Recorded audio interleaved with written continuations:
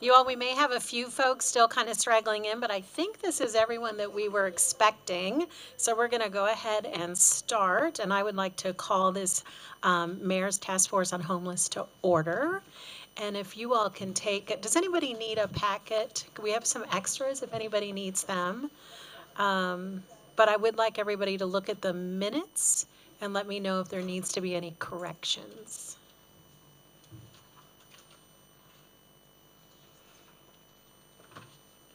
And do I have a motion to approve? Thank you. Second? Wonderful. Any opposed? All those in favor? Minutes are accepted. Wonderful, thank you. So this meeting's going to look a little bit different. Thank you all so much for being here. As you know, we do have an August 11th town hall meeting, and I'm hoping at the end of today that we can actually have all of our recommendations and put things together really in a solid format that everybody in the group feels comfortable with and confident about, so that we can have a really robust conversation with the community at large. That is August 11th at 6 o'clock. I hope everybody's able to attend. Before we get into the meat of the initial recommendations, I do want to give folks a little bit of time. We did have the Community Engagement Committee had submitted, there was a little bit before we were able to put together the rest of the recommendations. And this committee has done some really amazing work. I want to give everybody some due diligence. I did look through the past few days. Some things you will see actually are in the recommendations.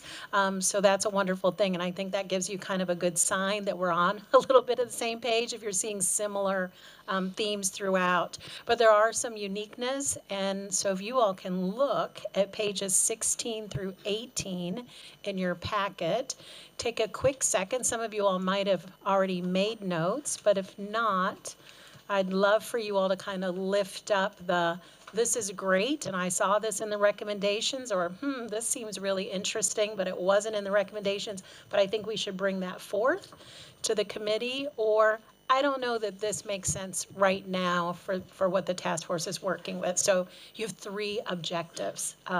Yes, it's great. I think it's already there, or we need to lift this forward. And then we'll get into the bulk of the recommendations.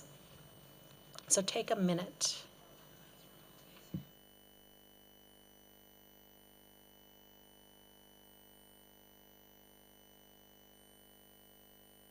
Hello, Mayor.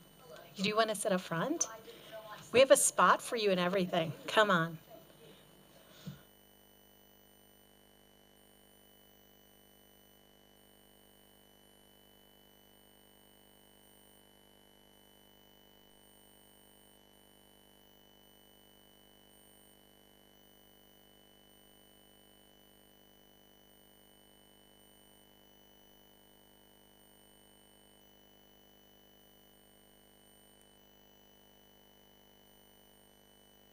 All right, so I will go ahead and open the floor to conversations. And I don't know, Councilmember Ellinger or Ginny, if there's pieces that you want to talk about a little bit. I'm going to kind of hope that we can stick to about 20 minutes of conversation around your all's submission, so we have lots of time to get to the rest of it. But if you have things that you really want to add, or again, if there's anything from the board that would like to discuss, then we will do that.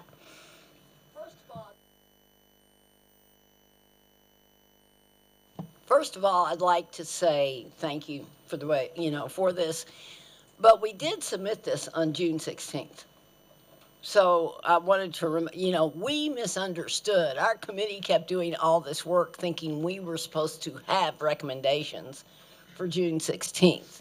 We didn't realize that they were going to be taken and put in one document for that day. So I apologize that we came in with that, but that was our misunderstanding. And I want to point out that, like Todd, some of the things that are in here were, all of them are what we heard from the people, because we spent a lot of time, and Todd particularly pulled our committee back when we almost didn't include one of the most important pieces from the business sector when we listened. So I think that, number one, we heard accountability, that there has to be more done to have space for people who are, so they're not on the streets. And, you know, that was big, but another large listening that we did had to do with any kind of criminality and businesses feeling like they didn't know what to do about it. You know, that they didn't want to have to be calling the police all the time, but they were pointing out that it was impacting their businesses greatly, and that they felt that nothing was being resolved with that. Our different listening sessions all had some very much the same themes that had to do with we got to have a solution.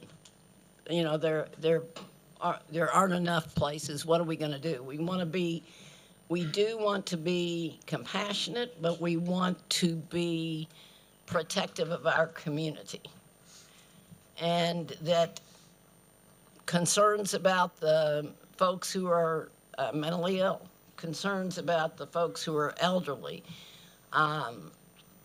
concerns that many of the folks may be taking advantage of the community. So when we all listened to that, we came up with the thought that, number one, and actually Lee said this a lot, and he pointed to stable recovery. Accountability has to be part of whatever solution. I think when I spoke with the mayor, Laura Babbage, and I did, she almost fell over when I said, you know what? We've got to take care of the people who are going to participate and help take care of themselves. The others who choose not to, we have House Bill 5. And, you know, that is a little different, even in my way of thinking, but in listening and feeling what, you know, if we as a community provide enough resources, when we don't have enough beds and don't have places for them to go, then House Bill 5, sending them to the courts, is cruel. But when we do, so that is where we kind of came, that's our goal. How could we create something, number one, taking Versailles Road for our most vulnerable? As you'll see, the response, we responded to the 5 drafts from the chairs also after that meeting, but we wanted to be sure that our core components weren't being overlooked because we had submitted it incorrectly. But we're in very much in, you'll see the 5 points that we followed through with what the chairs had said and the chair meeting had, and we were totally in agreement except for one very, very big piece that I want to point out. The Versailles Road, and listening to a lot of the folks from Versailles Road, the Versailles Road is a perfect location for the elderly, disabled, and families. And they're our most vulnerable of our homeless. It's not, you can't mix the population though. When we start talking ages, the 18 through 59-year-olds or whatever, the ones that don't fall in that other category, we all know they're the major source of problems. Us baby boomers are old enough that we're being put in the elderly and disabled part. But truthfully, you cannot mix those populations. And I think that if we all think about it a bit, we agree. Families with children and with those who aren't troublemakers, but those who are, that are younger, we've got to be protective. And one of the things from Louisville that the folks, I didn't go, Kelly and Carrie did, a lot of folks here did, they have, I mean, there's pretty much a separation physically the way they have it. Our suggestion for Versailles Road changes a little bit. We go and say, why don't we have housing, permanent housing, and transitional housing also built on that for that same population. Our whole thing goes down the line of keeping separation. which means that you don't have your 24-hour center on Versailles Road, again, it'd be the same problem. The 24-hour drop-in are going to be the challenged people. So let's find another place. So when we say this to the rest of the committee, we've got to say, well, you know, we've all been working on this with this group for 9 months, but there are many of us that have been working on it for years trying to find other places. Charlie will tell you, we've canvassed the world in Fayette County. We even found some things out of Fayette County till we found out we couldn't use them. And we did take you to court. And did we win? Oh, we won in court. No, it's not as contentious as that sounded.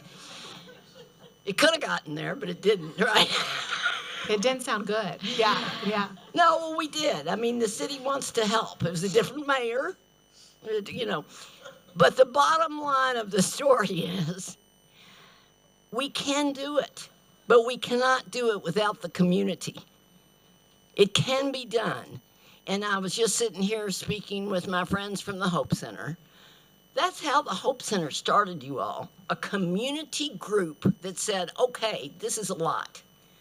Our thing is Charlie and Jeff and their offices do amazing work. Absolutely do amazing work. But they can't do all of it. And it's not our mayor's responsibility to find all the money. Come on, you all, we're a community. If we don't get community involved, just like Hope Center did, God bless Don Ball, God bless Deborah Hensley, that was not a government, here are the 5 suggestions, go make Charlie and Jeff and Tiffany and everybody go do them. They have stretched themselves and done amazing work on finding places, on trying to do things. But it's us. It's community. I mean, let's think about it. Well, Todd and Zach and, you know, all the folks that bring things to this table, there's even a greater amount. So, to finish, that is our other big, big suggestion, is that we have call it what we want, community continuation committee to bring even other people that aren't sitting around the table. Or if you're done, you've got other stuff, you are willing to get an email ever so often. I mean, this can be exhausting. For those of us who've been in it for a long time, it's exciting because we see this as our last chance of truly making a difference. Not just partial, but look at the whole thing. So with that said, and I hope some of you gentlemen will add to what I've said, we're talking about a 3-year plan. You can't do it in a year. You can't do it in 6 months. You've got to give the community time. You've got to give the government time. But we'd have to be working together. So basically, a continuation committee to us is extremely important in order to have a really strong and bold solution, which we can do. We're an amazing community. And I think that one of the things that we as a task force can, show that again by having that charge to our community. So that's me. That's all. And Ginny, when I was looking through it, and does somebody else want to jump in first? Because really, I should be polite. Does anybody? That was the area that I had kind of the most questions, even though I know what I get the philosophy of kind of where that's coming from. The only piece, though, is I was thinking, when we do an RFP and we have this new group identified to take over the shelter, and I know they will create a board. And I thought, okay, so you're going to have a board that's going to be running this shelter that's going to be identified for families and seniors and people most vulnerable. And then you have the HPI board. And I appreciate what you're saying about not being government, but that is made up of other people that are not government. And I'm wondering if there's ways of being acknowledging to get out of the way a little bit of the new board that would come in to surround that nonprofit, but also maybe entice other people to come to HPI, because the HPI is really active, but it does miss the business community. There's business community folks, but it misses the business community. Doesn't have a lot of the faith community, but it could. But all of the providers are there, all of the nonprofits are there, the council folks are like, it's kind of sitting there ready for that. I know under the umbrella of the city, I see you, but I just hate having complicated boards kind of working across each other when you're gonna have these two, it's like another third group of people that might then be contradicting one another. And I wonder if there's a more seamless way to do it than to create a whole nother continuation committee. Well, one thing I'd Yeah. say with that is it would be over. This is a times thing. It is specifically taking this information and looking at it in a different way than when you get necessarily even providers. We're talking, or it is more, not to be anti-government, because I'm not, right, Sally, right, Linda? Yeah. You've got to keep that separation if we're talking about raising money. I'm going to keep going back to that. We already pay taxes. This is a group that the community could look to and feel that, wait a minute, it isn't part of the government. This is representing us. And it would be very focused. The other gets into lots of stuff. Wouldn't the RFP, but wouldn't the person or the group that takes on this new shelter be charged to do fundraising? And wouldn't that be competing against each other? Not really. Because you would have like Hope Center board, right? They have a board Oh, that yeah. does fundraising, for development. So I guess I'm getting blurred, I guess. I don't know if other people have ideas. Well, I think one of the things that's blurry is of all of our recommendations, and I kind of responded to this, I'm not sure what is a part of the agency or board or nonprofit that would be contracted to do the RFP and run the emergency shelter versus the broader, because there's broader recommendations for our community, and then there's that. And I think that's part of the conceptual problem right now. Because as I read your response, it's good. I see everything that's in your response in the recommendations except the committee. You're not seeing the full recommendations. The real recommendations are the next page. And one more thing, the 18 to 54, the assumption was based on talking to everybody, they would be served by the existing shelters, that they wouldn't be going there. You might disagree with that, but that was the assumption. I know. Okay.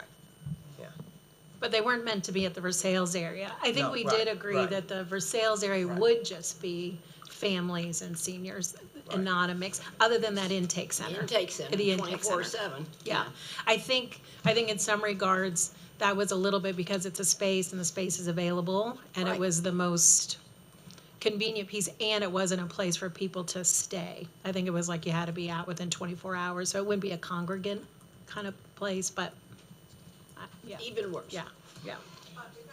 Please. And I'm going to talk about no vision, which she absolutely knows. But I'm going to talk about the practicality of this. If this gets so big, it'll never get done. We do this in the government all the time. We don't break things down. It just doesn't happen.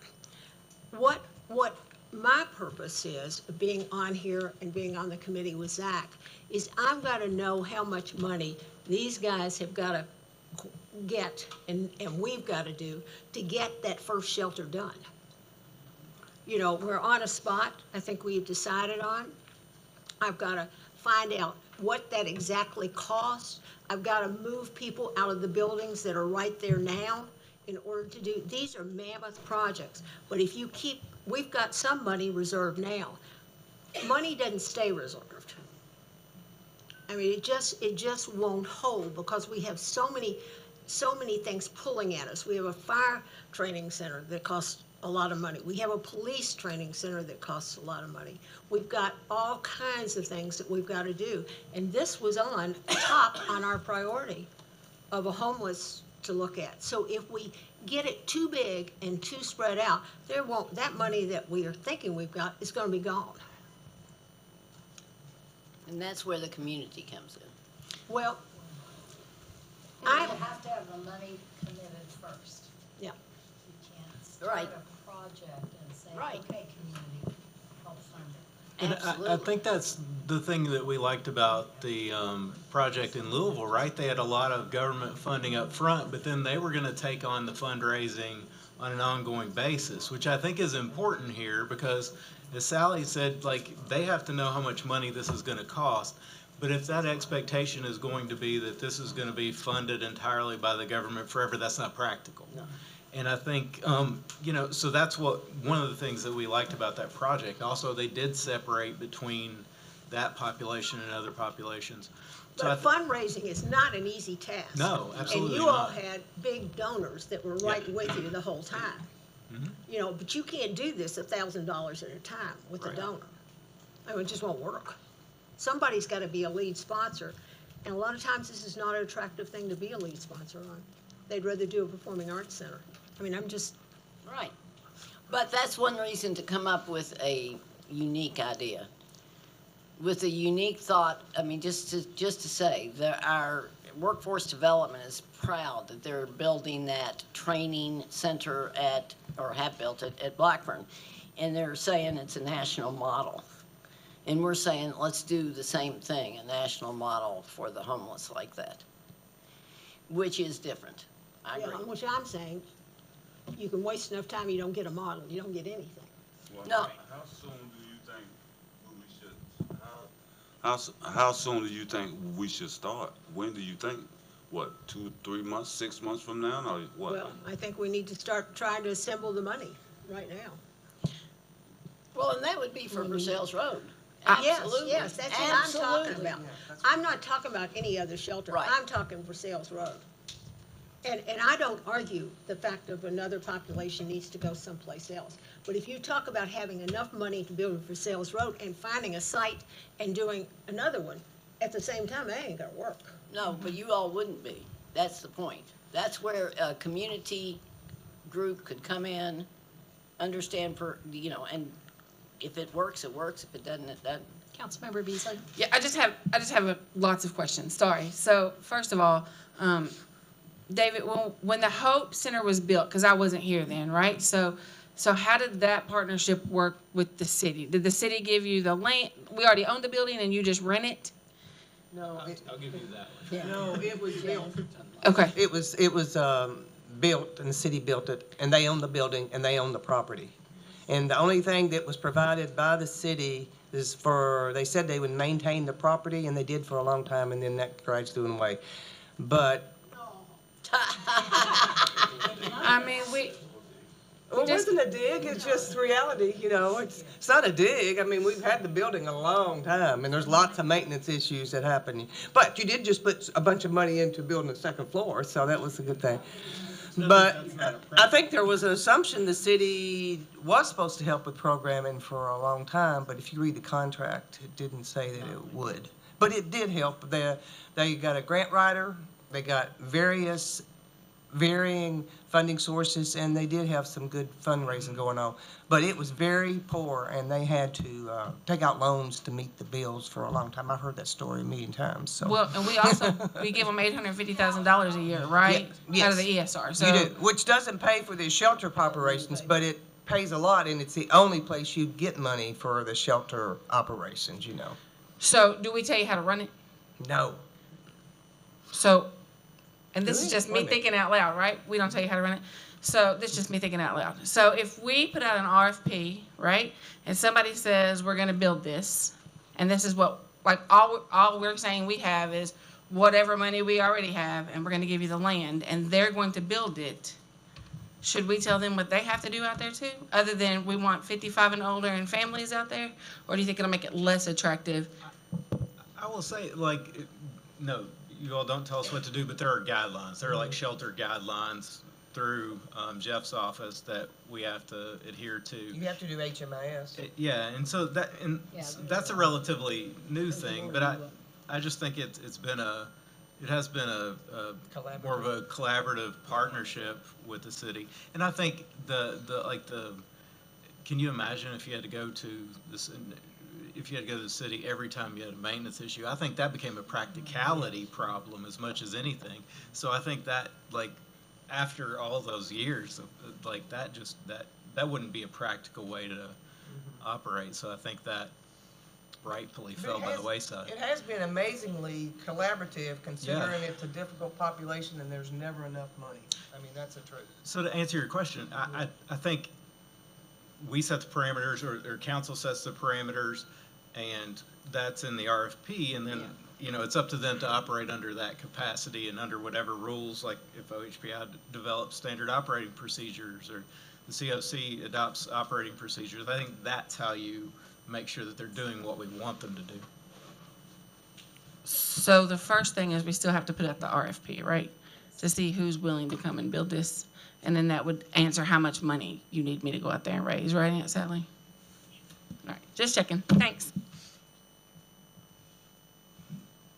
Any other discussions on the community engagement before we move into the next section? Keeping all this in mind, though, as we're going through the recommendations. Yeah? I just had Alan? one kind of observation as this gets down, because I keep thinking about eventually we're going to have this document that we're going to hand to the mayor, right? Say, this is what we think. I think that we need to be cognizant that, like, community ideas are fine. Maybe that's a separate document that's like an issued thing, like open letter to the community. But what we lock in to provide to the government as the whole of the people center, I think should be just that. Not, oh, and the community needs to raise $100 million, and that, like, that's not relevant for them in that deployment kind of thing, to go to sit down with council. Does that feel fair? To, like, if you sit down with council, say, these are the things the government we're asking, not to add, oh, and the community's going to have to do that. And I don't, it's like Sally, what's the project or scope creep? It's like that scale and scope creep is really important to not get too bad, because I don't want it to linger. That it's like, oh, well, the government would start if the community showed the $100 million fundraising or $50 million goal, like that chicken before the egg. I don't want it to peter out, because, like Jenny said, there's so much passion and capability in here. I don't want to overwhelm the start. Does that sound okay? Thank you. And I want to thank Jenny for all the hard work and our committee and everybody here. I think we have a lot of good recommendations here. I think what we came up with was just some other things, because I'm not sure this is going to go far enough.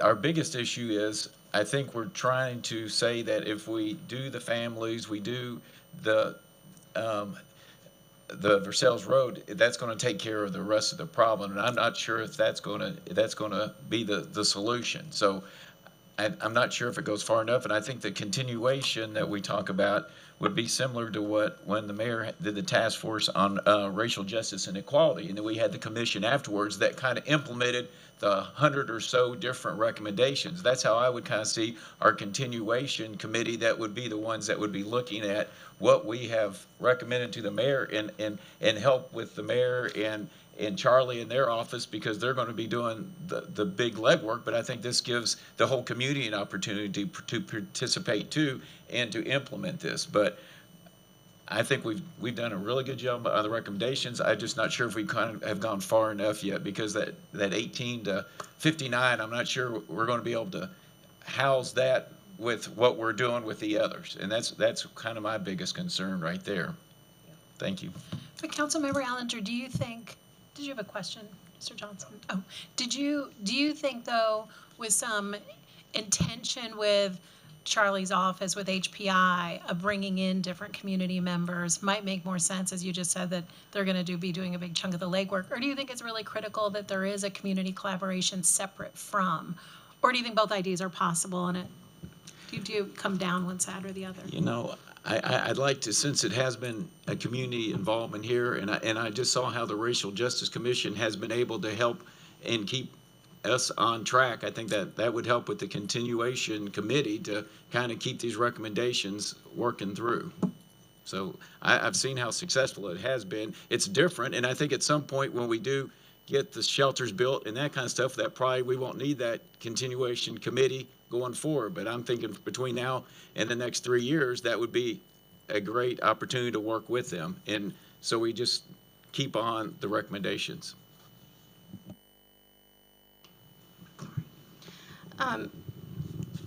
I know we've talked about HPI board, but we also have the general continuum of care, and that is a broader group that involves the community. So I don't know if that is, I hear what you're saying, Councilmember Ellinger, of like we had the Racial Justice and Equity Commission that then is tasked with like the action or the recommendations that came out of the temporary commission that turned into permanent, and they were kind of tasked with seeing some of those things along. But those items were also assigned to government entities, and we were tracking them as a government. And so for me, I think it's important for us to have a prioritized list, which we have in our recommendations. But I wonder if then this moves to continuum of care conversations, because that's an already established group. I do have concerns, like Diane said, about we see this in lots of different domains where you have 5 different groups then working on things that are competing. Like Sally mentioned the Performing Arts Center. Well, we have now 4 or 5 proposals and all competing and trying to get funding. And so we don't want that to happen here. So I have concerns about establishing a whole nother group to do this work when I think we have groups already established that could continue these conversations and see this work along. But I do think we have to set, what are the priority things? Because to get any kind of capital project done, you have to get it started. So I do think we need to prioritize that conversation now. Please, Mayor. Yes, Mayor. Just a couple of comments. When the racial justice, and I appreciate you bringing that up, it's been a very successful effort. Their recommendations were specific things. Mobile food truck, expungement clinics. They were not nebulous. They were not go to the community and raise money to do things. They were specific recommendations. And then Tiffany Brown in my office was in charge of implementing them. It's got to be, I think for government, there's got to be a list of things we want to accomplish. And they have to be tangible, very specific without being filled out, all the detail. But I think it will be very difficult for government to work with any recommendation that says somebody's got to go raise $100 million to do this. It's got to be very, that's how government operates. It's with specifics and what is our goal. Like with the senior center or, those kinds of things. And then someone in government has to shepherd it along. Otherwise, it sort of doesn't work, And government folks are the ones who work with the money that's allocated for the specific projects. We love having community partners. Don't get me wrong, because we can't do anything without our community partners. But I think in terms of recommendations, they've got to be, I may be the only one that thinks that, but they've got to be more specific. Like Sally mentioned build a fire training center, build a police training center, build a new senior center, very specific. And that way we can focus in on what we're actually trying to accomplish, if that helps any. It does, thank you. Yep, thank you. Just a quick question, maybe for Jeff and Charlie, because I hear, Jenny, I understand your concern about the continuation committee being wrapped into some other board that has other objectives and priorities. Is there an opportunity within either Continuum of Care or the OHPI board to form subcommittees with specifically tasked with tracking the progress of these recommendations? Yeah, so one thing would be membership in the Continuum of Care is open to anyone. The HPI board is dual designated as the local Continuum of Care board. We do and can, by our bylaws and governance, establish subcommittees. Additionally, I would just point out that under the For the Greater Good report that came out of Mayor Gray's initiative to try to address homelessness, that became the strategic plan adopted, and one of the recommendations and action steps was the formation of the HPI board specifically. So I do think that there are pathways to incorporate this, but I also agree with some of the points being expressed about the difficulty of mirroring some of the recommendations if they are too far in the avenue of what the community is going to do versus what we're going to do. But I think that would be an excellent way to try to bring those together. Yeah, I mean, I table the comment about recommendations being too broad, just to finish because I think we should come back to that. Just to finish the conversation, Jenny and Councilmember Ellinger, is the COC or the OHPI, if they formed a subcommittee, is that an acceptable place for this continuation committee to live from your perspective? And this is your recommendation. Why?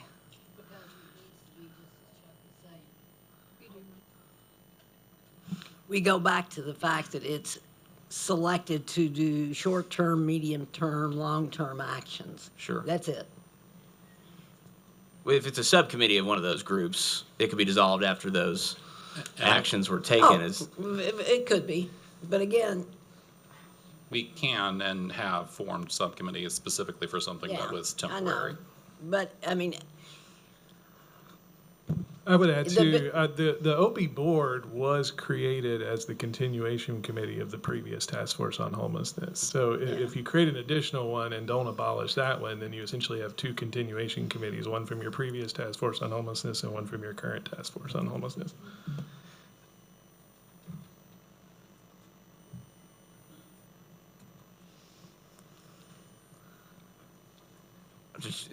Councilmember, I mean, I'm just trying to get to the heart of the concern. I'm trying to understand what about that wouldn't, That doesn't, I would be okay with it. I know Jenny's not, but that would be, I just want to make sure we have a central kind of location that's going to be overseeing these recommendations as they go forward and is working with Charlie and the community so that we have that kind of representation to make sure, and as the mayor said, recommendations, if they're the more specific, it makes it a lot easier for them than general ones of just raising money. And one thing I didn't talk about, but I didn't, is when we talked about this initially, we talked about being a low barrier, and I'm not sure if we have hit that yet, because once again, the 18 to 59, and we wanted to have a low barrier. I think that was kind of the first thing we said when we came, was trying to have a shelter that did that.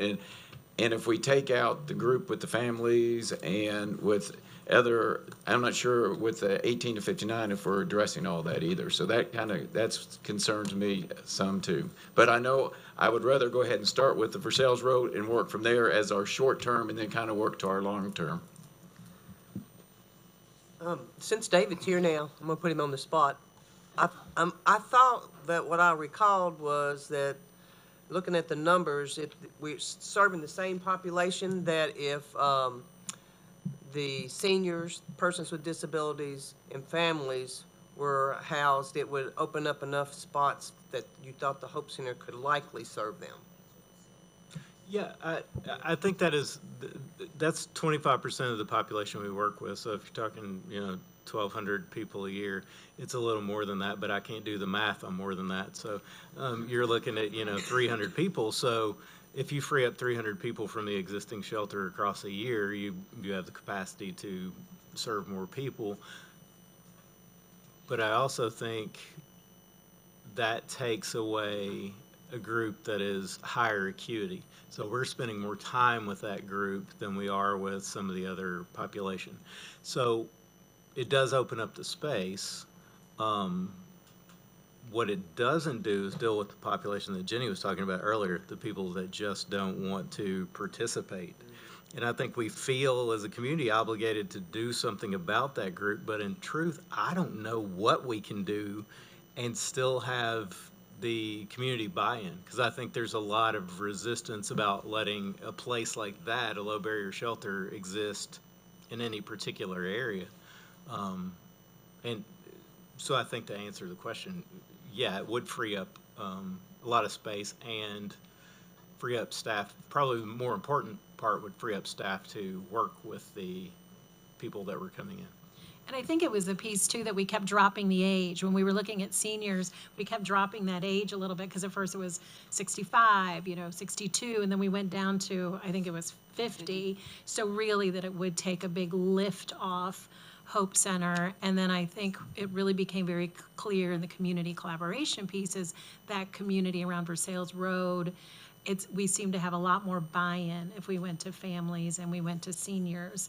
And so I think, but I agree with you, it's another area, but Hope Center does do a delightful job. We're hoping that they can do that and meet the requirement that we're hoping that the case management ratio is much lower, which if you all are okay with it, I would like to sort of shift to the bulk of the recommendations so we have time to look through these as well, because we only have about 45-ish minutes.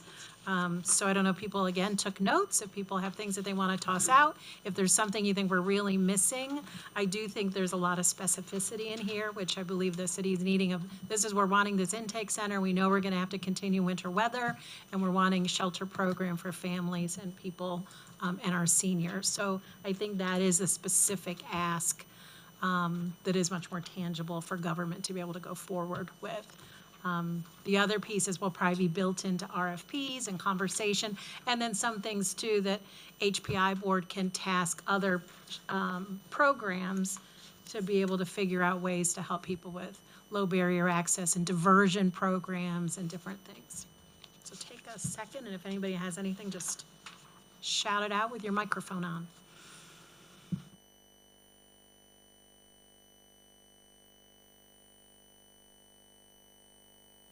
And can I just follow up to say there's a reason they're in the order that they're in, because that right, correct? That's the reason. And what we're focusing on now really is the first two and the RFP. It's just that the financing in 5 goes along with it.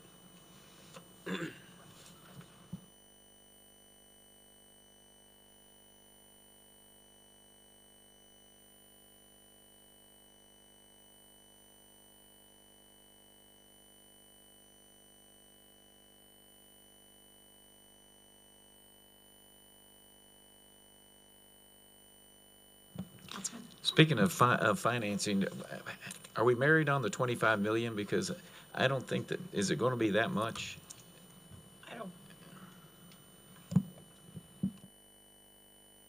They're dangerous comments I'm going to make. I don't think so. Because when Ed did his first analysis of this, it was to buy property also. And we own that property. And the second thing we do is we own that building in front, which you would use for offices that provide these services. So, Zach, we've talked about this before.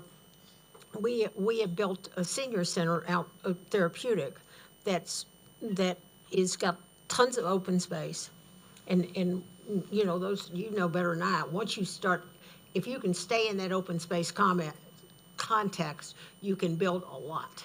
And I don't think it's going to cost $25 million. Would you like to go on record to say how much you think it will cost? I would deny I was here. I will add to go along with that point. We built that 2-story building in front of the emergency shelter for $6 million because we already had the space. We already had the land. I do think there's a significant value in having that location. And that's a pretty large building. And I think something of that capacity would go a long way towards this population. So if you use that in context, I think you're right. I think 25 million. Can he go on record? We can always get David on record, yes. Did that $6 million include beds and chairs and everything you need? Okay.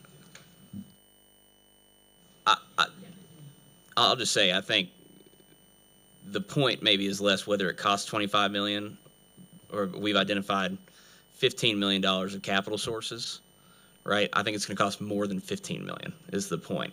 And 2.2 of that is opioid settlement funding, which we think there's some disagreement on whether that can be used at this site or not based on the population served. So maybe it's $12.8 million, and I think it'll cost more than that. So I think the recommendation that I would make, I can't necessarily speak for the rest of our committee, is that the RFP go out saying we've got 12 to 15 million, whatever that number lands to be, that we can provide to support the capital costs of a structure like this.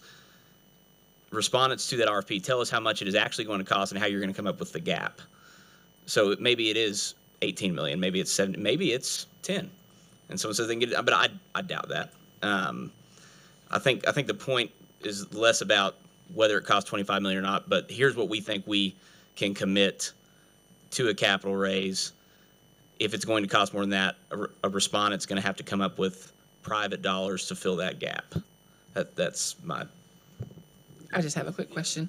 Can we leave out how much we have to put in there and just ask them how much they can come up with? Sure. Because we're giving them the land and we know we have 2 point something already that Councilmember Sheehan got. So what if in the RFP we said we have this land and we have this money we can help with? What can you come to the table with? To that point, I will just say that sometimes I do strategically issue RFPs without a specified budget so I can see what's proposed and then negotiate from there. That's fine, but anybody sophisticated enough to do this project is going to read these minutes. So, I mean, you know. Well, then, Zach, stop telling them how much money we got in the bank.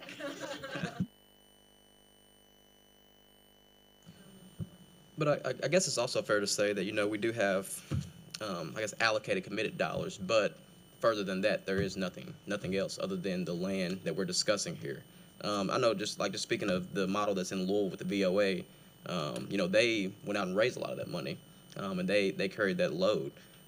You know, maybe that's what we look for here in Lexington. You know, that in here we talk about annual, possibly giving dollars for annual funding for operations. We know we have 2.8 million already dedicated. We know that we have opioid dollars with the caveat that has to be used for specific reasons. But you know, I would suggest that hopefully we can look at a model like the VOA in Louisville and see if they're willing to carry that load and see how we can help support that rather than, you know, committing a bulk of dollars up front. I would say that would be my philosophy. That goes to Jenny's point about community buy-in, because I think that's going to be very important that whoever takes this on is willing to initiate that investment from the community. So it shouldn't be a 100% government-funded project. It does need that buy-in, or it's just not going to work long term.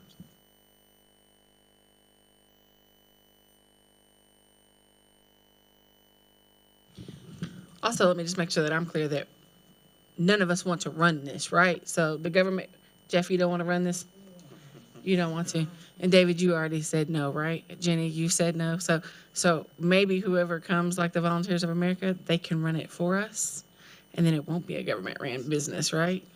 And we'll be out, which is what we want to do. Actually, we want Jeff to not have a job. That's our goal, is for Jeff to be unemployed. But if we let the Volunteers of America or whoever comes and runs this, maybe we should let them decide what they're doing, and we should give them the money and the land and the recommendations. And if we have some still got a say so in it, we still got our opinions to put?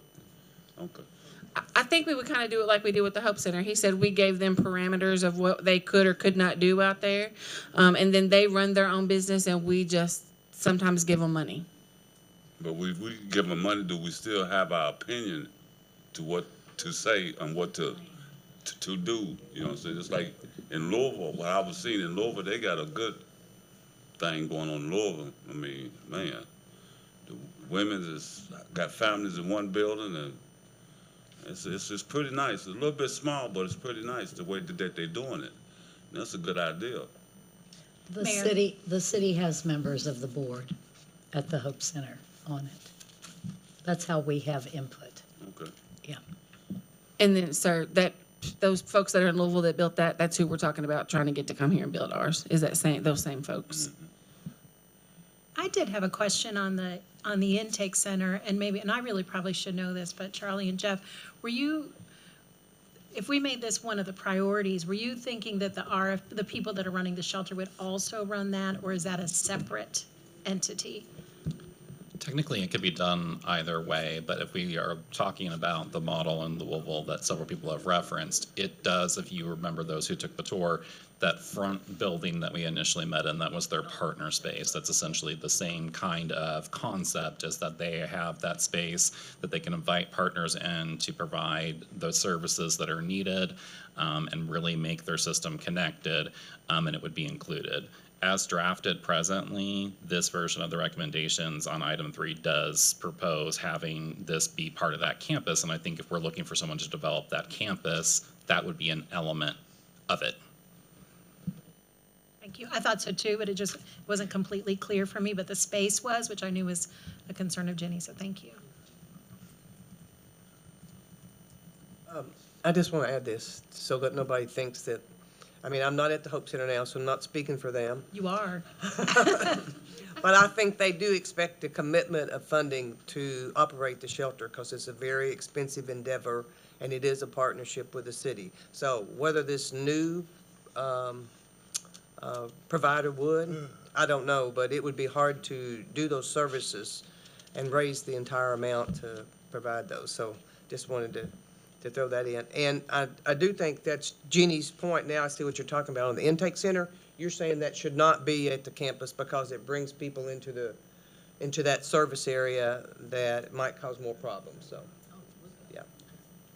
I would just say for that, that, you know, the feedback that we got from the Volunteers of America team is that largely that population is already in the neighborhood where their campus exists. And from my perspective, at least my office, and I think police would agree, that we already have a lot of these issues in the Versailles Road corridor that we are responding to on a regular basis. And I think that this would add, again, just my perspective, it would add a resource that could help address the need that's already there. I don't think that we are necessarily bringing something to the neighborhood that isn't already present. And I think that we, with the right staffing and services, bring a better solution to the table.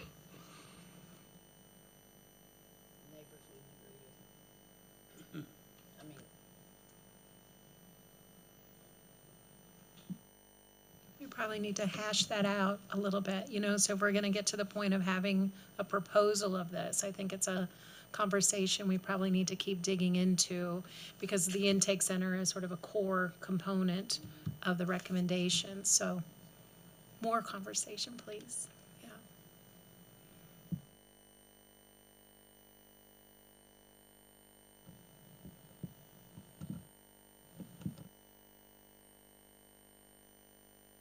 Kept pressing that button. I thought you were going to do it. No? So if it's not here, where? I get Jenny's concerns. I mean, that's just kind of common sense to me, that you don't bring an expected problem into an area where you're going to be focusing on families and elderly people.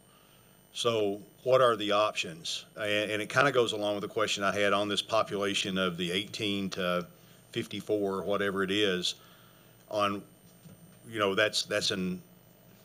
is there capacity within the shelter system or services system now to help those? I'm assuming that most of the issues you have with whether you need the intake system would be in that population age more than what would be showing up there regularly.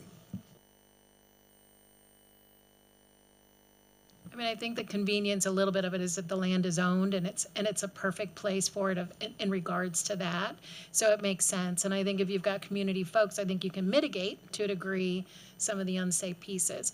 If you had it elsewhere, then you have to really think that you've got seniors and children going to maybe another, you know, like if you're going to do one, then it kind of can flip the other way. So I can argue both, actually. It seems financially, simplistically, it makes more sense to put it on the Versailles Road, but I get the argument on both sides. Probably the details have to be worked out, because currently those 18 to 15-year-olds are walking right into the Hope Center. So they're not going to other campuses. So are the women who are going to the Salvation Army. So logistics would have to be worked out about how that improved that referral system for them to go to an intake center. You know, we probably have to also look at models that are doing that and how they get from, like, if you come to the Hope Center's door and we send them to an intake center and then they have to go back. So I think some of those, the concept is there. I'm not sure the details are there yet for those answers. And I don't know that this is true, but you know who I think is going to use it the most? I'm sorry, David, is I think law enforcement will use it actually quite a bit. Because I don't know that it's going to be so much the walk up. I think it's going to be law enforcement might be out in the community and they need to figure out where to take someone and they don't have the capacity at that moment to get somebody to a safe place. They need to go answer another call. So here I'm going to take to the intake center with folks like that's who so again, it's going to be a little more structured than just sort of this. That's my imagination of it, whether And I that think happens. that in reality, that's a large part of the inspiration is from things like extreme weather response. We've definitely noted the need for that kind of a resource. And I think also, you know, we have language installed in here that would convey that that is not supposed to be an overnight shelter for those individuals. The concept behind that is that we would help them get to the Hope Center, Arbor Youth, Salvation Army, whatever the appropriate service for them would be. Right now, we just have such a difficult system to navigate. If the average person were to ask me, where does someone experiencing homelessness go? I don't have a simple answer. I have to tell them, well, are they a male or a female? Is there anyone else in the household? Do they have pets? I have to ask a whole laundry list of questions just to figure out how to route their need. And then we have some folks that, you know, also are not going to go to some shelters. And we also still need to be able to connect with those who are unsheltered. And so I think with this, we are really primarily operating something that would be similar to the way that the Empath Center helps law enforcement to address mental health needs. It's addressing the immediate need and crisis. It is not intended to be the permanent home of those individuals. And I think that that kind of addresses some of the concern with the neighborhood. Our like we were saying, they're in your community anyway. They're already here, which we know from operating street outreach, that is where they are. We're saying we're going to give an option and we're going to have staff there to help get them out of this location. So yes, they're not. So I do see, and I think you could do some things with like the facility design, the property design to create some separation. It's large enough that you could do that. I mean, it's equivalent of what we saw in Louisville. So I think you could do a lot with the design. That may be where that $25 million comes in. But I do think there are things that you could do to take away some of that, the concern over mixing the populations, because that is a valid point. But I think having that central location where you can have people that go in, yeah, law enforcement, and we've talked a lot about law enforcement buy-in, and maybe part of what we need to discuss in this continuation thing is there a way to fund an additional law enforcement person to work from that, you know? And that's exclusively a government thing, so you all can deal with that. But I think there are a lot of things that you could do with that space to mitigate some of that concern. And I think in terms of like the neighborhood's contention, a lot of their concern was that this group is going to be here on my property for 5 months. What we're saying is 24 hours, they're going to be gone from here. Regardless of where they go, we're going to make sure that they're not here. So I wonder if that helps that argument at all.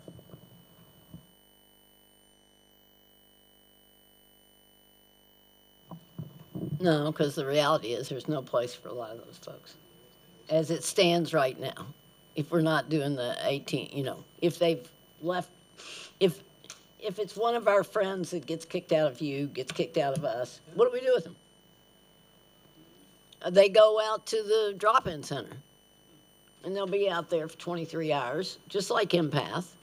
We're working with rural health on some issues, and Empath is having that same challenge in that the people leave.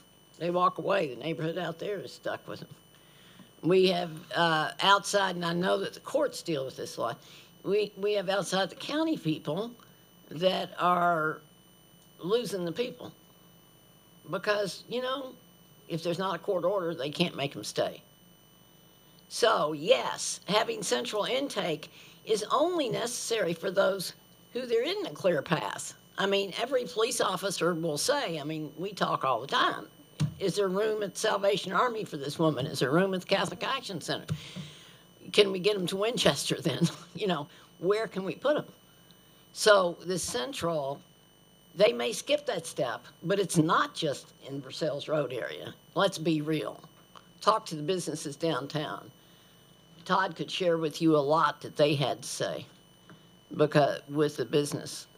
He talks to businesses downtown, talk about I-75 out Winchester Road, opposite side of town. So they're, you know, folks are everywhere. There's no question of that. But they be the ones that there's no place directly to go. I And would say that's going to be true wherever it is. yeah, That's going to be true regardless of location. right. But that, yeah. So my concern is that when you have this central intake and we're concentrating on children and elderly and the disabled, and you bring in the other population, even for 24 hours, 24 hours starts over in 24 hours. So if we don't have some place for them to go, they are going to come right back to that location. So it's going to be every day, and we don't eliminate the problem.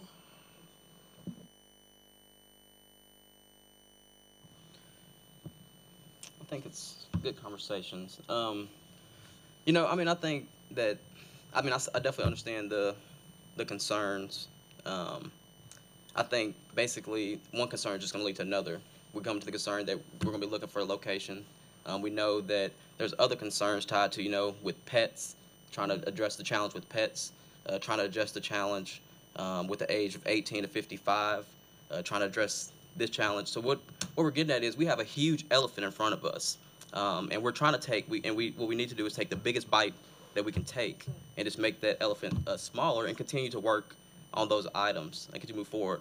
What I don't want is us to get to a space where we, you know, bring up valid concerns that then push items lower on the priority list and or make them, to CAO Hamilton's point, not happen at all.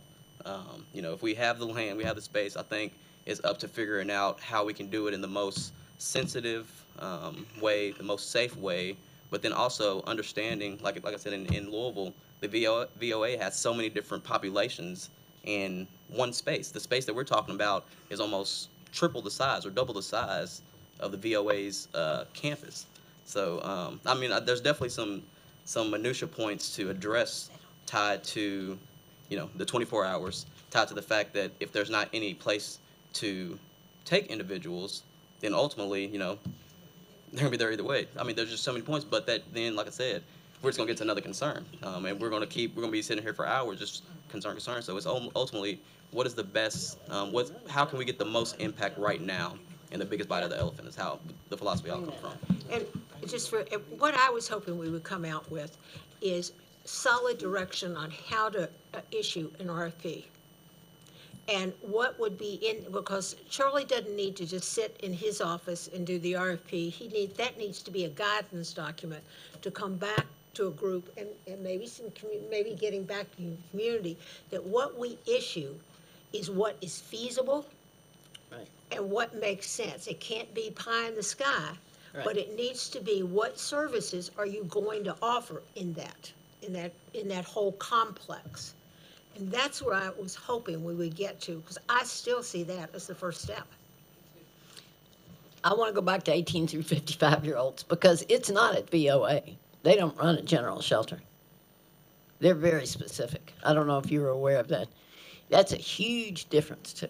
100%. Yes, ma'am. No, I was more so speaking that there's many different populations that have needs right now. And I believe there's a responsibility to provide towards those needs, but we know that we all can't do it all with one bite, is what I'm getting at. That, you know, we're going to have to take that as a phased approach, and right now I think the recommendations in front of us is a pretty good bite, is what I'll say. Well, I want to say I like that analogy. I like all those points. And I think one of the things that I'm hearing that we all agree on is we need to issue an RFP for this emergency shelter for these populations. The rest of it, we don't know if we got the money. We don't know if we can do it there safely. But if we're doing it step by step, that's the first step, and that is the priority. And those RFPs may come up with a whole new idea we never thought about. Why not give a person more than 24 hours? Why does it got to be 24 hours? Why can't it be 36 hours? Giving a person a chance to really get their wits together instead of just putting them back out there. Yeah, but that gets into sheltering mode.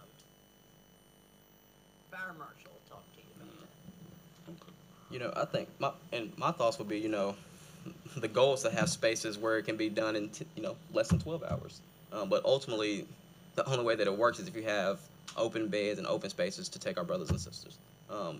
If there's no open beds, then it's TBD, to be determined. No hours, I would say. I do like the conversion or the conversation though in this document of diversion though, because I think so many times we immediately just automatically rely on, getting somebody to the next shelter bed. I had a call today from the police department. They were looking for shelter for a woman. She needed to get home to her dad in Tennessee. We got her a bus ticket to get to Tennessee. And so that's bigger than what this is, but I do think that intake center can also begin to explore. It doesn't always have to be every person that comes here. We have to locate a bed. It might be ways of finding how to keep them safe in their home, get a protective order, do, lock changes, help with a utility deposit because their water got turned off and they can't stay in their home. So anyways, I like the diversion piece that can couple a little bit with our bed shortage.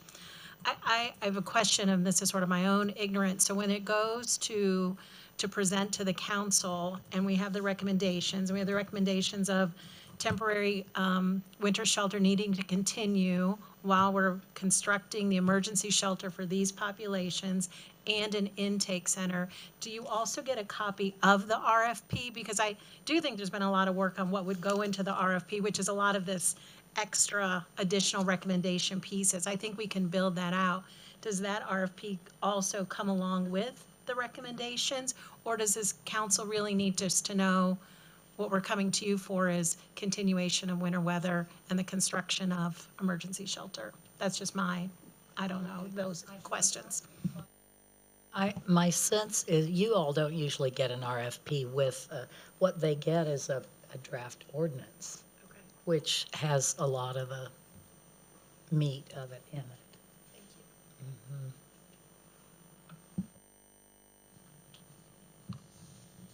you. In my opinion, I think anything that can be prepared should be prepared.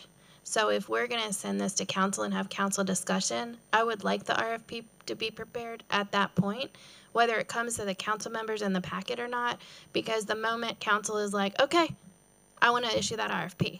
So I feel everything should be ready. It should be ready to go so we can move quickly. It doesn't necessarily be part of the official packet. I agree Yeah. with you on that.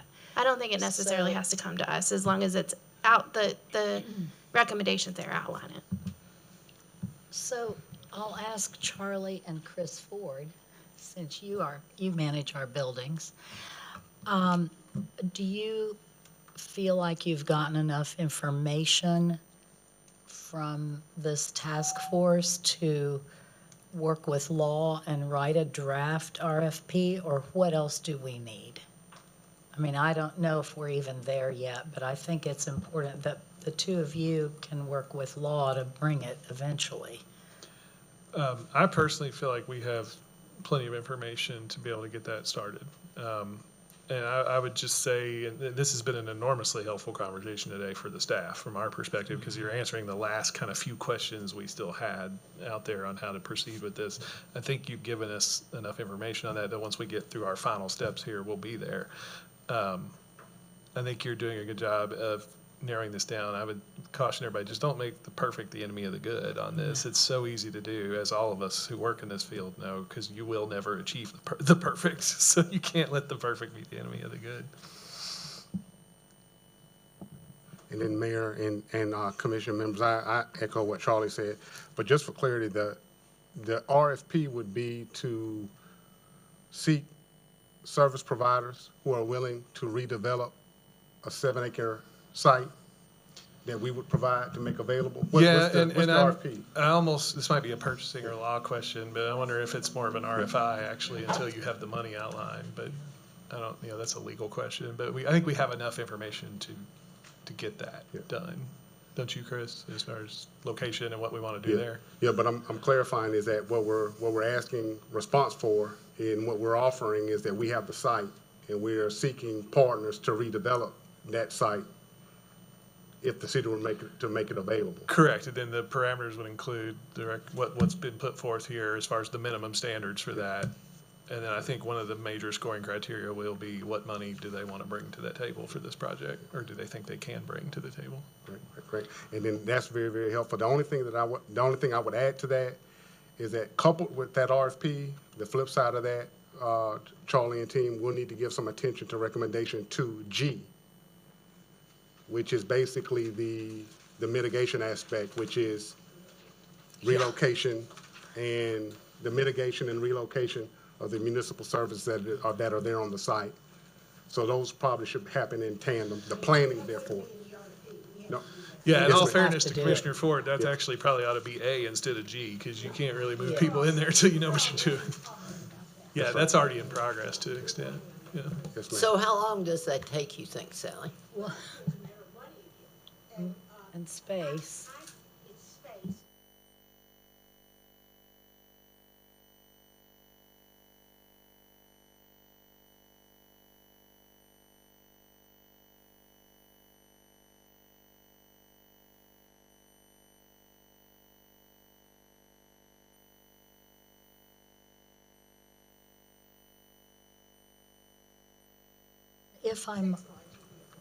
If I might, I don't think we have our law department here, but we do, he's not our, oh, there you are. I'm looking at Keith. I would just wonder if you have any thoughts, given this type of discussion.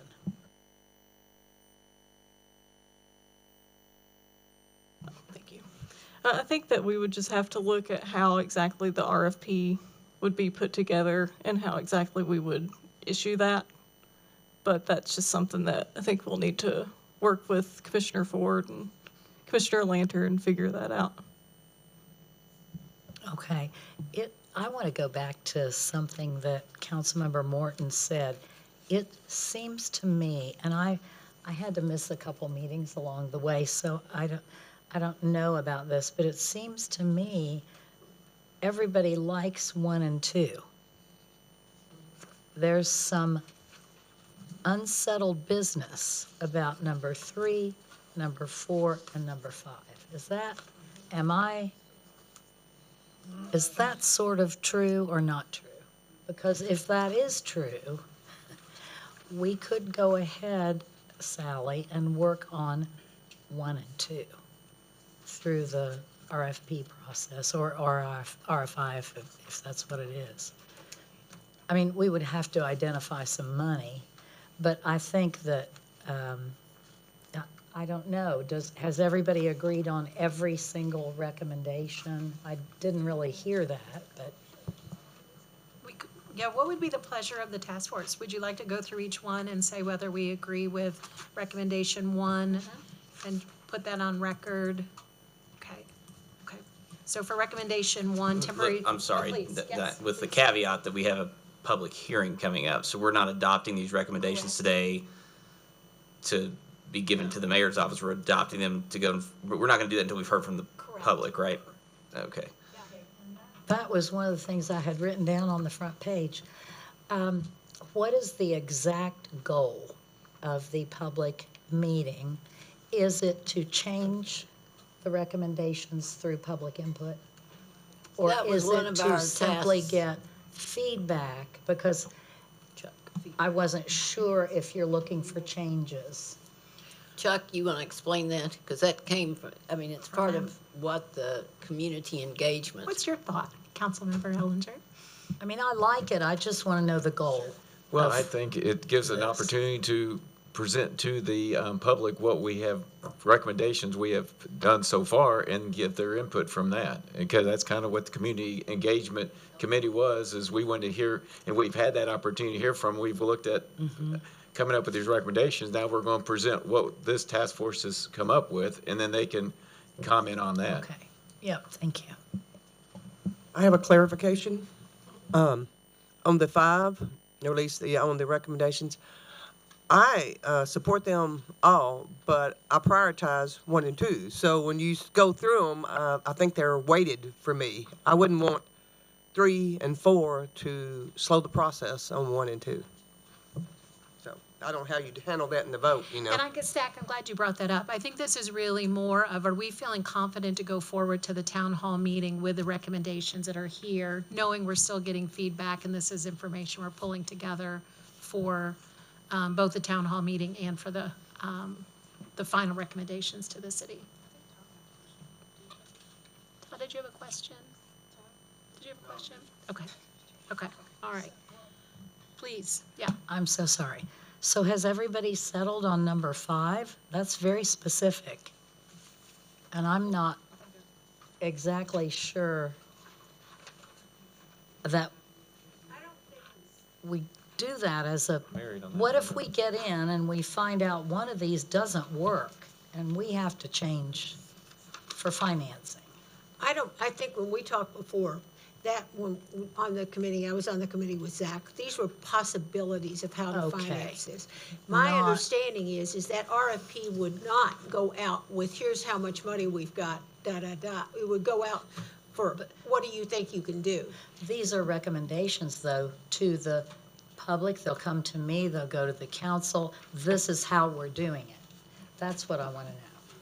Are these specific recommendations on number 5 that have to be followed, or are they flexible? I think you can call them up to, supporting up to. I think what I would envision is that the RFP respondent would come with a financial plan that would include an ask from the city. If one respondent asked for $15 million from the city and one asked for 5, all other things being equal, you would give more weight to the respondent that asked for less money. So you would keep in all these details, 10 million from section 108. We've already requested from the state and didn't get it. Private capital, all of those we would have to do, or they would be suggested ways of funding? Suggested ways of funding, yeah. No, you don't have to do any of those. Yeah. Well, I just wanted to be sure that we're not putting ourselves in a box with the financing that we can't get out of. And of course, Zach made the comment that was, I never thought about, but was very true though. Anybody that's gonna bid on this is gonna look at these minutes and you're gonna Right. see this right here. And, we were trying to keep this out of the RFP, but it's gonna be right there. Yeah. I think that mayor raises a good point, though. I mean, in a sense, 5 is not even a recommendation. It's a source of funds you can tap.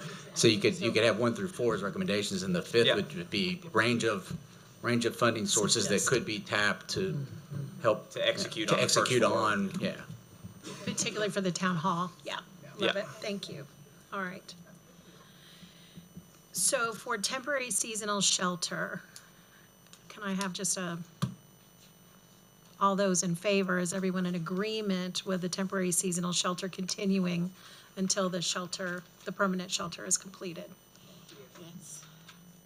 Any opposed? All right. Transition to permanent shelter with the priorities of the populations we were talking about, which were seniors and 55 and older and families. And disabilities, thank you. All those in favor? Please, please.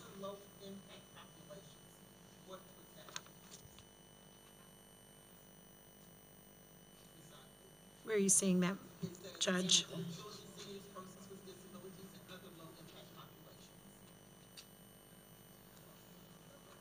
We should clarify that. I think we didn't necessarily have anyone in mind that's not listed there. It was just an attempt to make it abundantly clear that it was intended to be low impact populations at that site.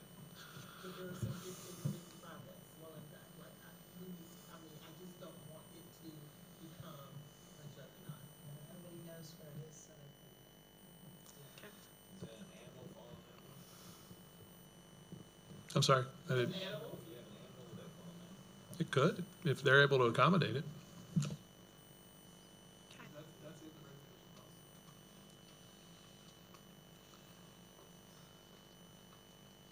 All right. I think that largely that phrasing is included to try to appease the concerns of some of the members of that neighborhood that have expressed concern. So I think if that is a sticking point, I think we remove that language and focus on I do too. the seniors, disabled, and families. Yeah. Thank you, Judge. Right. Yeah. I think it was just extra spotlighting on that language for the neighborhood. Wonderful. All right, so with that correction, thank you so much. Transition to permanent shelter with a focus on families with children, seniors, and persons with disabilities. Is everyone in agreement that that is what the permanent shelter population should be? All those in favor? Aye. Any opposed? All right, wonderful.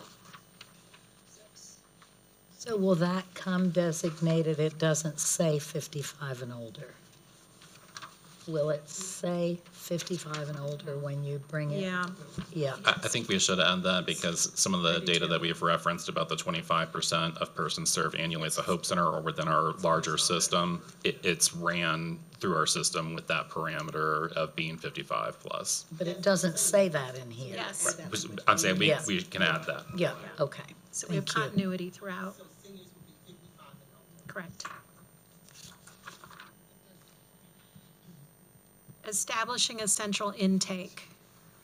So there's two pieces to this, right? Do we think do we think a central intake center is critical to the proposal? And then there's a little bit of the debate as to where that would be located. So do we all agree that a central intake center is critical to this project?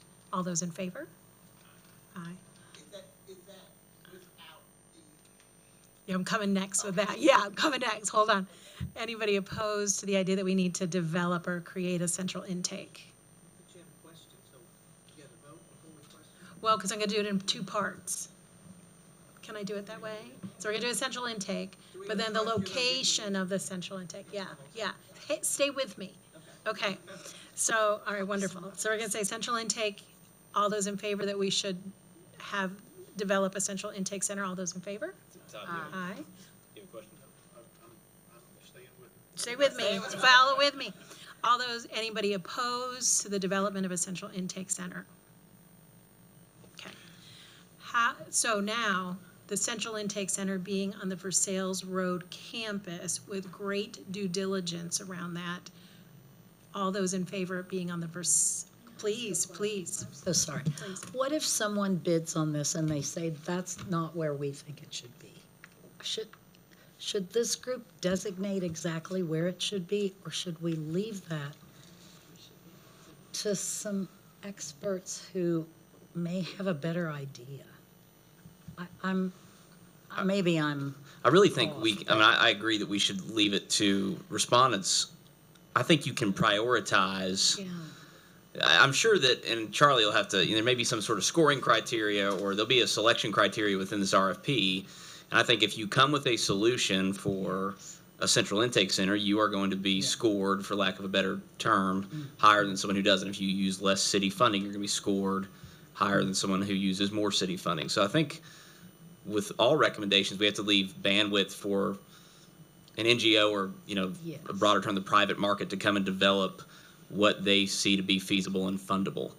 So yes, I think we should leave that to a respondent. If we want to make a recommendation that we would like a priority to be developing a central intake center, I think they may choose to do that to try to win the project. But that's mine.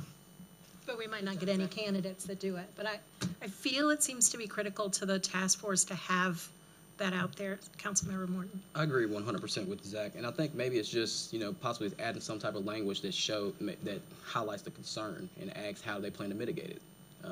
Maybe that's what it is.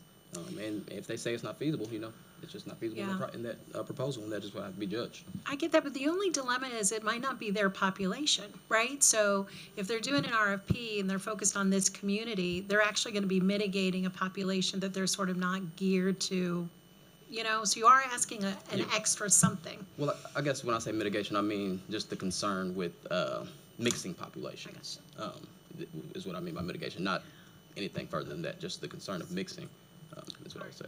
I'm asking a question, not making a suggestion. Why would the city not run the intake center? why would you put that on the plate of somebody you're asking to come in and develop a specific facility, which is, we were already talking about what we'd like that to look at. Someone, and I'm not trying to throw you guys over here and the staff, you know, under the bus on this. That's not the point. I'm just asking for discussion. Someone who's familiar with Lexington's resources at all levels, including the law enforcement when needed, would appear to me to make a lot more sense to run the intake and then send people to places they needed to go, rather than to ask someone to come into the community to develop a center and ask specific center and then ask them to decide where folks are going to go in the community. Someone with community understanding, I would think, would maybe be better suited for that. Now, I think, and I'm going to ask it just as a part B to that, when someone, I think I heard this earlier, but when someone in the community or out of the community, because I think Jenny alluded to this early on, we've got our fair share of interlopers here who are coming into the community. Ma'am, you don't like that? Visitors. We have our fair share of visitors to the community.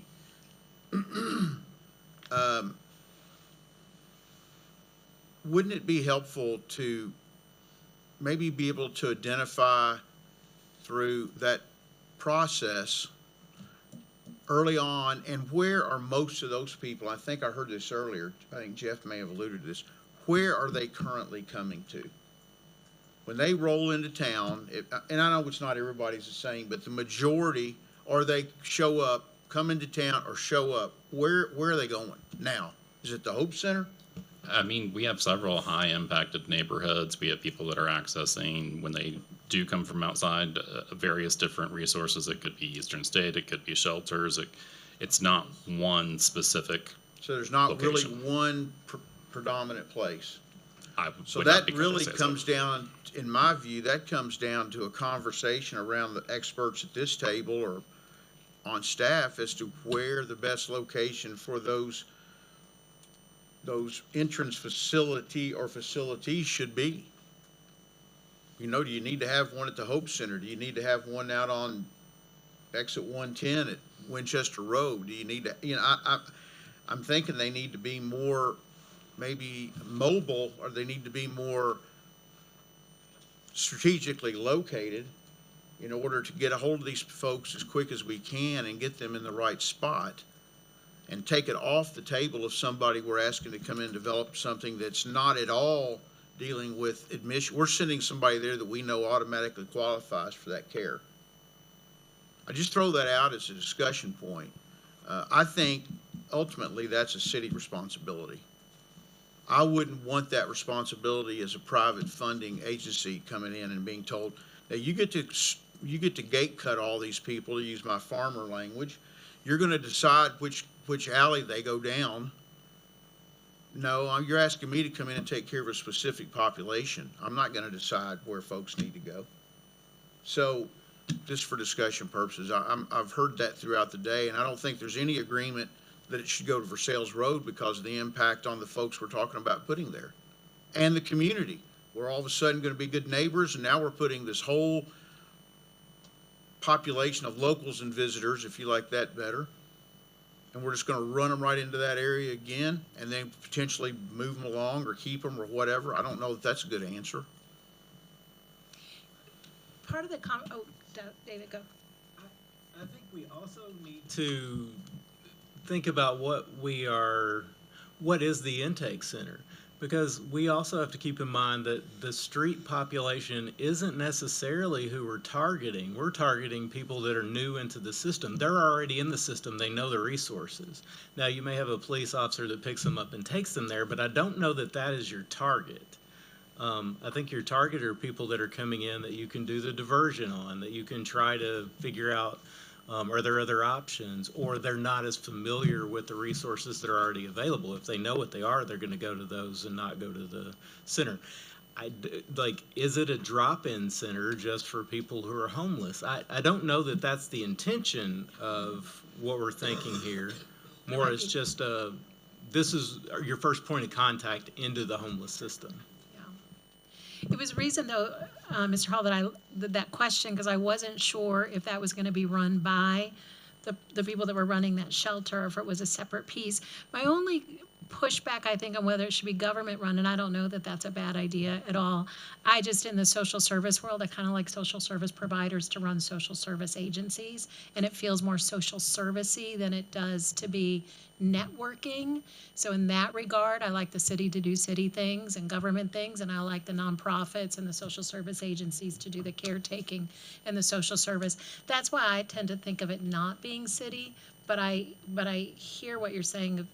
I mean, it could be either or, but I also, is why I wondered if it should be who we're doing the RFP for that 55 and older and family shelter program, because you are putting on them something that is not in their population that you're requesting them to do.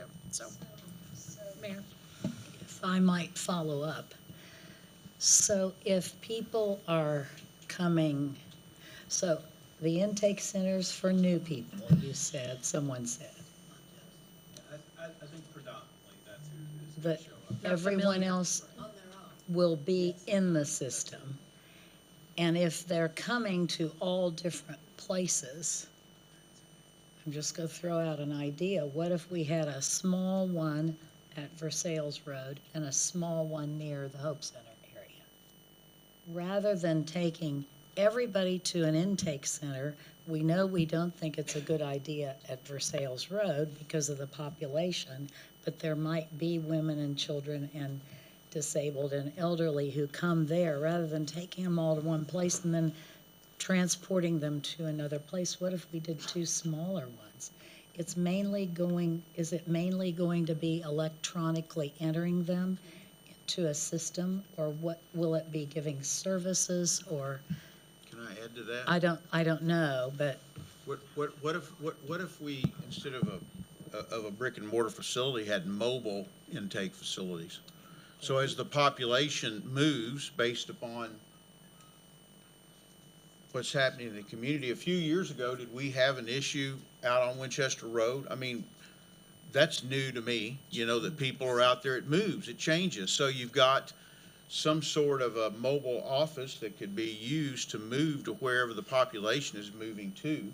Maybe one of those stays at the Hope Center, maybe at the Versailles Road facility, and you have a third unit that staff could man to go to wherever the need be. If it's at Winchester Road now, fine. If it comes to be, Georgetown Street or somewhere else, that can go there in order to kind of help get to a point when a population seems to increase.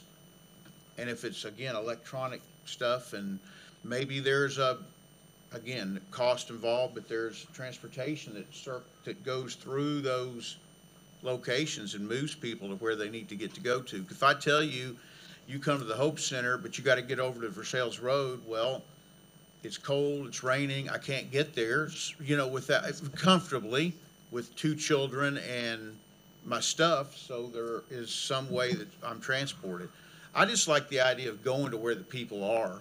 I don't think it's ever been thought that they'd have to check in there before getting into a shelter. Yeah, that I would think not be it's- the intent. yeah. It would just be for those that don't That have don't the know where to go. knowledge of where to directly access the service that they need.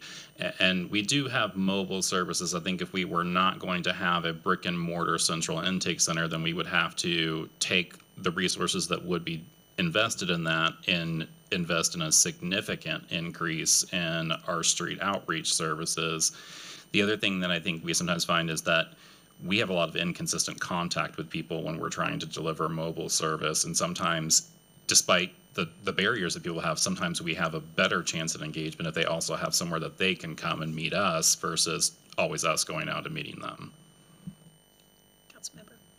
If I could make a suggestion, just because I know you have a bit of a time issue, it sounds like you've got significant agreement on a concept, but a lot to work out still on what I think we all maybe have a little bit different vision for what Central Intake Center is and how it operates. We have this community input session coming up, and I think this is an excellent opportunity to say to the community in that session, hey, the task force thinks this X is a great idea, but we're a little divided on things like where to put it and how it will operate, and just ask for their input. And then when we come back, tell you what they said, and then you can kind of finalize that option. That's just a suggestion. So Councilmember Sheehan. I don't mind that, getting some input on it outside of this committee, but I also want to say that I kind of see this, I don't mind the mobileness, because I think of like paramedicine and our paramedicine team, and they go to where people are. So I like that, but I also see this as potentially the starting place for the case management that comes in a later recommendation, and that all of this might end up in the same place. And so I don't want to lose sight of that, of the potential of that work, because I think that work is so important to getting people into these more permanent placements. And so I know that isn't in this top 3 recommendations, but it kind of feeds into the 4th of diversion, and then the sustainability of this work, and the kind of goals that we're trying to hit overall. I would agree with Councilmember Sheehan 100%, and the inclusion of that element is what helps a lot of communities really bolster their continuum of care and really build up that service piece. Councilmember Morton. I was going to say that I think that some great innovative solutions regarding the mobile, being mobile. I would say, and I don't disagree with multiple sites. I think that may be a good idea as well. But I would hope that it's equally accessible on all sides of Lexington. So maybe one on the south side of town, maybe one on the north side of town, and then but also, and lastly, I agree with Commissioner Lanchard that maybe it's obviously been highlighted as a priority. There's more work that needs to be done to fine-tune the language, but maybe we wait for some community input, and maybe this is just something we come back to and finalize regarding the language of it. Ask the people. That's a novel idea. Nice, good. Councilmember Ellinger. And just to follow up on that, when we had our May 21st general public meeting for the community engagement, I was amazed. I would say 2/3 of it was spent by business owners that were off of 75 and Winchester Road and Richmond Road that were really, this was a big issue for them, which I didn't realize how big it was, but I'd say the big part of that meeting was on that area of town. So I think it'd be nice to hear from the general public in this and see what their input is. One question I have of the committee before it's, and I'm not sure, Mayor, when the work's going to be wrapped up. It seems like there seems to be getting more things put on the plate. But I hope before we completely disband or whatever has happened that we do have some conversation. I'm going to go back to Jenny's original comments. We've been here for an hour and a half today and talked about some important things, but nobody has breached the subject of accountability. And I think if we're going to make these suggestions to the community, it would be nice for us to have had a conversation about what accountability looks like. And maybe in a future session we can do that. But I know that it's important for many of us in the community that we begin to require maybe a higher level of accountability than what we have done. And so I would like to ask that we have those discussions at some point.